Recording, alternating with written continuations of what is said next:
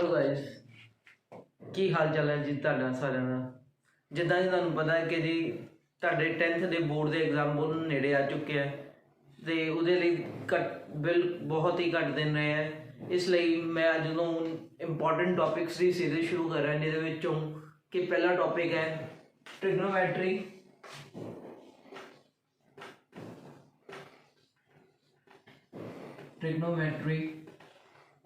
ਜਾਂ ਜਿਹਨੂੰ ਆਪਾਂ ਪੰਜਾਬੀ 'ਚ ਕਹਿੰਦੇ ਆ ਤ੍ਰਿਕੋਣਮਿਤੀ।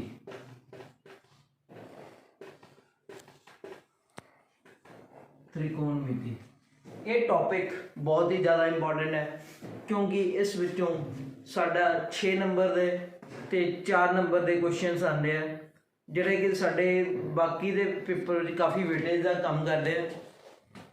ਇਸ ਲਈ ਇਸ ਵਿੱਚ ਇਹ ਟੌਪਿਕ ਇਸ ਲਈ ਵੀ ਇੰਪੋਰਟੈਂਟ ਹੈ ਕਿਉਂਕਿ ਬੱਚਿਆਂ ਨੂੰ ਕਾਫੀ ਪਰੇਸ਼ਾਨੀ ਆਉਂਦੀ ਹੈ, ਕਿਉਂਕਿ ਇਸ ਦੀਆਂ ਸ਼ਾਰਟ ਟ੍ਰਿਕਸ ਬਹੁਤ ਜ਼ਿਆਦਾ ਅਵੇਲੇਬਲ ਨਹੀਂ ਹੁੰਦੀਆਂ। ਕਿਉਂਕਿ ਇਹਦੇ ਵਿੱਚ ਸਾਨੂੰ ਬੇਸਿਕਲੀ ਜੋ ਅਸੀਂ ਪੜ੍ਹਨਾ ਪੈਂਦਾ ਹੈ, ਉਹਦੇ ਲਈ ਸਾਨੂੰ ਰਾਈਟ ਐਂਗਲ ਟ੍ਰਾਇੰਗਲ, ਜਿਹਨੂੰ ਅਸੀਂ ਸਮਕੋਣ ਕਹਿੰਦੇ ਹਾਂ, ਉਹਦੇ ਬਾਰੇ ਸਾਨੂੰ ਪੂਰੀ ਜਾਣਕਾਰੀ ਹੋਣੀ ਚਾਹੀਦੀ ਹੈ। ਸਮਕੋਣ ਦੇ ਵਿੱਚ ਸਮਕੋਣ ਦਾ ਮਤਲਬ ਹੁੰਦਾ ਹੈ, ਜਾਂ ਜਿਹਨੂੰ ਆਪਾਂ ਰਾਈਟ ਐਂਗਲ ਟ੍ਰਾਇੰਗਲ ਕਹਿੰਦੇ ਹਾਂ, ਉਹਦੇ 'ਚ ਹੁੰਦਾ ਇੱਕ ਐਂਗਲ ਹਮੇਸ਼ਾ 90 ਡਿਗਰੀ ਦਾ ਹੁੰਦਾ ਹੈ ਅਤੇ ਦੋ ਜਿਹੜੇ ਉਹਦੇ ਕੋਣ ਹੁੰਦੇ ਆ ਉਹ ਅਕਿਊਟ ਐਂਗਲ ਹੁੰਦੇ ਆ, ਜਾਂ ਜਿਹਨਾਂ ਨੂੰ ਆਪਾਂ ਨਿਊਨ ਕੋਣ ਕਹਿੰਦੇ ਹਾਂ। ਨਿਊਨ ਕੋਣ ਹੁੰਦੇ ਆ ਜਾਂ ਆਪਾਂ ਇਹਨਾਂ ਨੂੰ ਕਹਿੰਦੇ ਆ ਅਕਿਊਟ ਐਂਗਲਸ। ਤੇ ਇੱਕ ਐਂਗਲ ਹੁੰਦਾ 90 ਡਿਗਰੀ, ਜਿਹਨੂੰ ਆਪਾਂ ਰਾਈਟ ਐਂਗਲ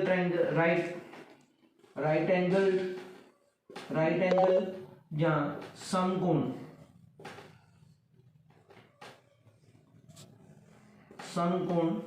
ਕਹਿੰਦੇ ਆ। ਆਪਾਂ ਇਸ ਨੂੰ ABC ਜਾਂ PQR ਕਿਸੇ ਵੀ ਤਿੰਨ ਇੰਗਲਿਸ਼ ਅਲਫਾਬੈਟ ਨਾਲ ਰਿਪਰੈਜ਼ੈਂਟ ਕਰ ਸਕਦੇ ਹਾਂ। ਤੇ ਟ੍ਰਿਗਨੋਮੈਟਰੀ ਦੇ ਵਿੱਚ ਜੇ ਆਪਾਂ ਟ੍ਰਿਗਨੋਮੈਟਰੀ ਦੀ ਗੱਲ ਕਰੀਏ, ਇਸ ਦੇ ਵਿੱਚ ਸਾਨੂੰ ਬੇਸਿਕਲੀ 6 ਰੇਸ਼ੋਜ਼, ਜਿਨ੍ਹਾਂ ਨੂੰ ਆਪਾਂ ਸਾਈਨ ਐਂਗਲਸ ਕਹਿੰਦੇ ਆ। Sine of angle, cosine of angle, यानी कि ਇਹਦੇ ਵਿੱਚ ਆਪਾਂ ਬੇਸਿਕਲੀ 6 ट्रिग्नोमेट्रिक रेशियोज पढ़ते हैं, ਜਿਹਦਾ for example sine A, cos A, tan ए,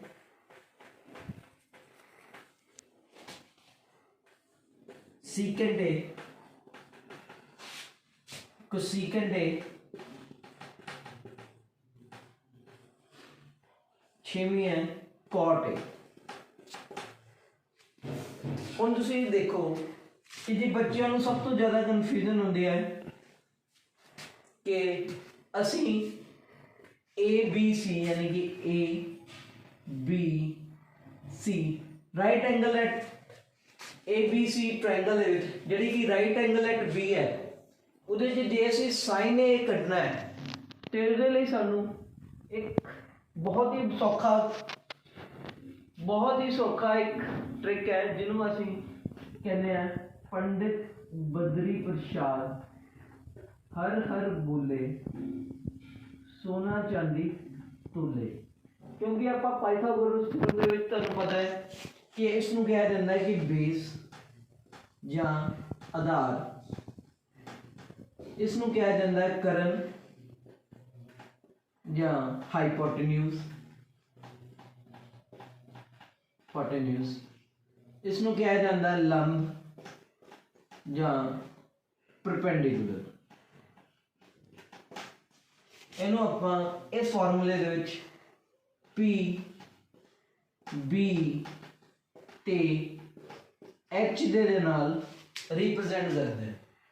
ਤੇ ਇਸ ਵਿੱਚ ਅਸੀਂ ਕਿਸੇ ਵੀ ਐਂਗਲ ਦੀ ਵੈਲਿਊ ਕੱਢਣੀ ਹੈ, ਜਿੱਦਾਂ ਕਿ ਸਾਈਨ ਆਫ ਐਂਗਲ ਕੱਢਣਾ ਹੈ, ਉਹਦੇ ਲਈ ਸਾਨੂੰ simple perpendicular over hypotenuse, perpendicular over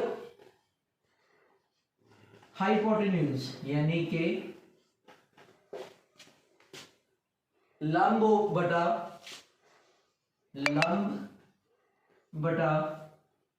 कर्ण,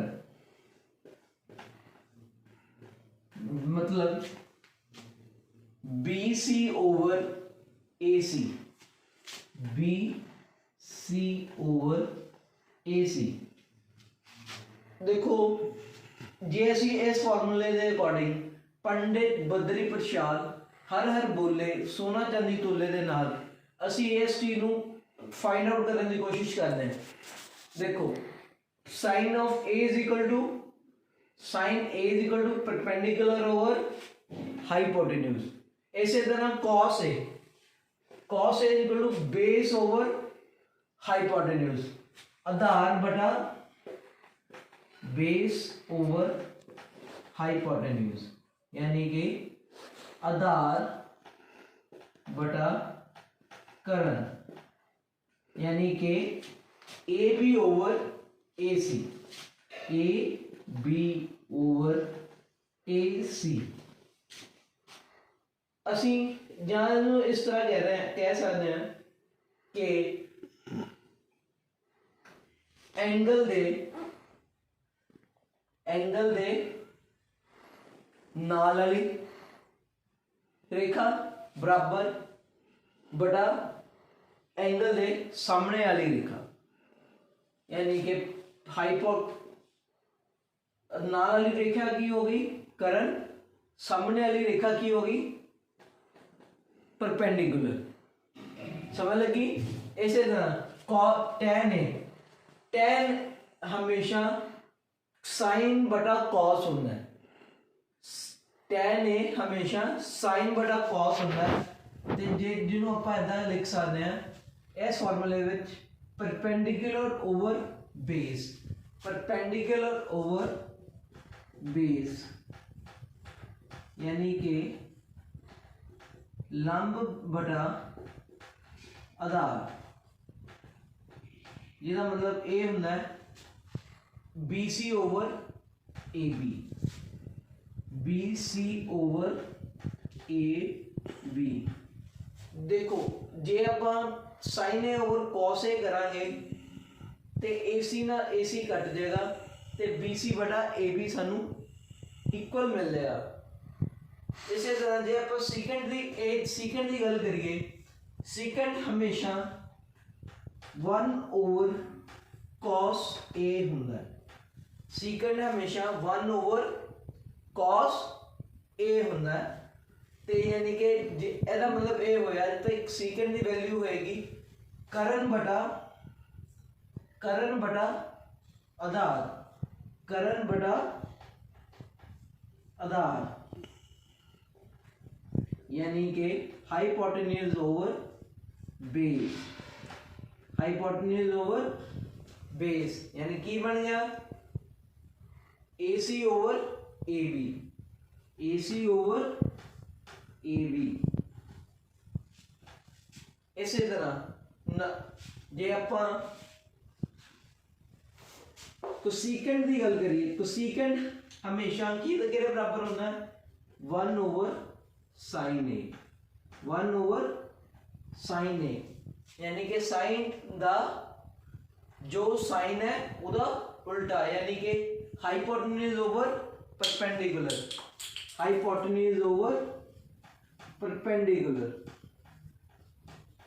यानी कि कर्ण बटा लंब, कर्ण बटा लंब। कर्ण की है साढ़े को AC ओवर लंब की है BC, AC बटा BC। इसे का कॉट जेड़ा होता है वो tan का बटा होता है, उल्टा होता है।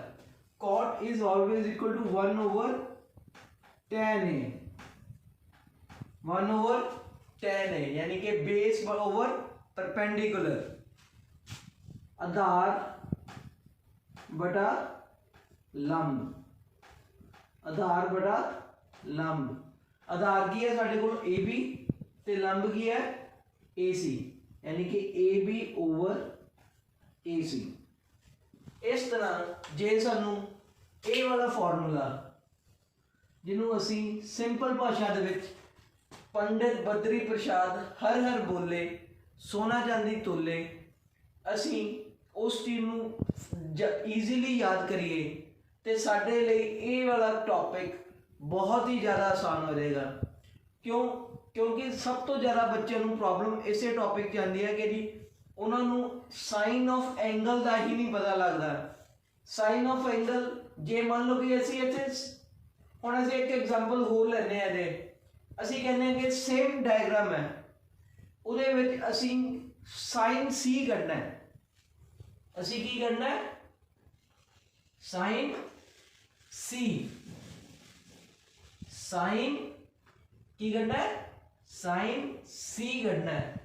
ਤੇ ਮੈਂ ਕੀ ਕਿਹਾ ਸੀ ਕਿ ਜੀ ਕਰਨ ਉਹ ਹੁੰਦੀ ਹੈ, ਕਰਨ ਰੇਖਾ ਉਹ ਹੁੰਦਾ ਹੈ ਕਿ ਜੋ ਕਿ ਬਿਲਕੁਲ ਐਂਗਲ ਦੇ ਨਾਲ ਵਾਲੀ ਰੇਖਾ ਹੋਵੇ। ਕਰਨ ਹਮੇਸ਼ਾ ਯਾਨੀ ਕਿ ਹਾਈਪੋਟੇਨਸ adjacent side to angle, hypotenuse is adjacent side, and always and perpendicular is arm of triangle opposite to angle, arm of triangle opposite to angle। हमेशा की होएगा, जे हुण असीं sin C कढना है ते ये साडा परपेंडिकुलर होएगा, ये साडा बेस होएगा ते ये साडा हाइपोटेन्यूज होएगा। ते sin C की है? परपेंडिकुलर ओवर हाइपोटेन्यूज, यानी कि परपेंडिकुलर की है AB, sin C होएगा AB over AC, AB over AC, ये होएगा साडा sin C। इसे तरह जे असी इन्हां सारियां ट्रिग्नोमेट्रिक रेशियोज नूं एंगल C ਦੇ ਅਕੋਰਡਿੰਗਲੀ ਕੱਢਣਾ ਹੋਵੇ, एंगल C ਦੇ ਅਕੋਰਡਿੰगली ਕੱਢਣਾ ਹੋਵੇ, एंगल C यानी